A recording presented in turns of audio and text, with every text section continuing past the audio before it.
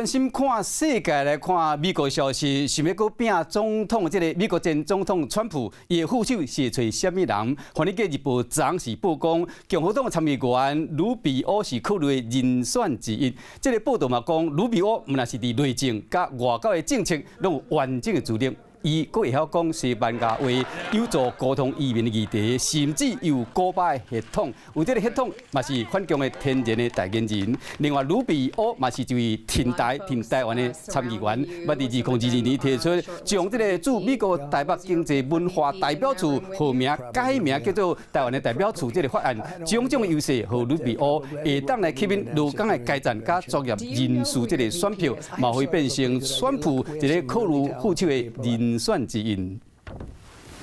Hello， 我是林仙怡。想要抢先掌握最及时的新闻资讯吗？赶快订阅、按赞、开启小铃铛，锁定华视新闻 YouTube 频道。